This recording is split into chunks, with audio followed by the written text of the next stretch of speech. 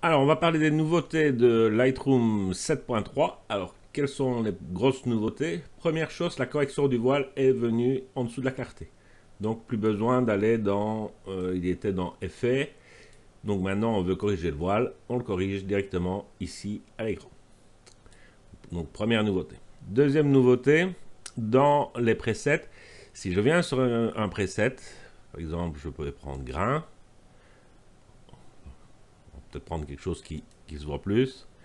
Si je fais clair, je vois directement l'effet sur la photo et plus dans le petit, je veux dire, petit aperçu qu'on avait ici au-dessus. Donc deuxième nouveauté. Troisième grosse nouveauté, les profils. Alors dans les profils ici maintenant, vous avez, je suis sur un JPEG, donc on a deux profils qui sont couleur et monochrome. Donc ça ne change pas. Si je viens sur un JPEG, on va prendre, si je viens sur un RAW, pardon, voilà, comme celui-ci, je vois que dans les profils, j'ai tout à fait autre chose. Je suis toujours sur un JPEG, pardon. Ça doit être un RAW. Ouais. Donc, je suis sur un RAW ici. Voilà, j'ai l'Adobe standard. Donc, c'était ce que vous trouviez ici dans les calibrations, dans l'étalonnage en fait. Et donc, maintenant, vous l'avez ici.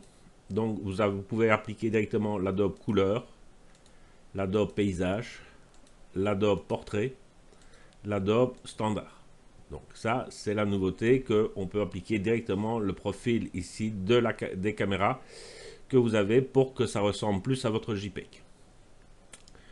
Autre nouveauté, si on clique sur ça, ici, c'est que les premiers, donc ça c'était ce que vous aviez qui existait, l'Adobe Pro, mais on a aujourd'hui des presets qui sont artistiques.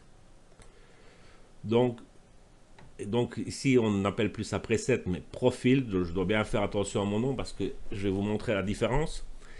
C'est que quand je suis sur un profil, donc je vais prendre ceci. Donc je reviens, je ferme ceci.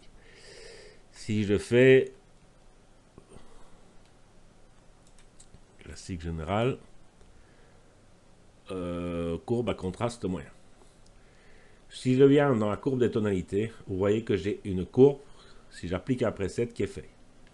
Il y a certains presets qui sont carrément, si je prends ceci, si je prends une photo vieille, je viens voir dans virage partiel ou dans réglage de basse, vous voyez, les réglages de basse ont été modifiés, point de vue saturation, etc.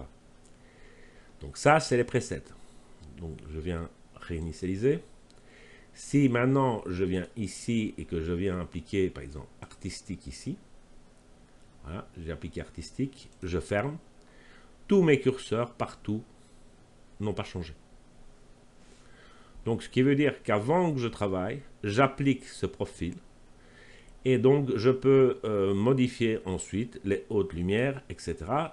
Toujours avec le profil qui est derrière et c'est moi qui change mon blanc, etc., etc., etc. Dans les profils qui sont ici sur le côté, vous pouvez, si vous aimez bien, je vais dire le moderne ici, mettre une étoile. Et de cette manière, il est dans les favoris, ici au-dessus. Il y a un preset que vous n'aimez plus, vous enlevez l'étoile. Voilà. Et on l'enlève des favoris. Alors, on peut créer à partir de Photoshop des profils grâce à des tables lutte, etc.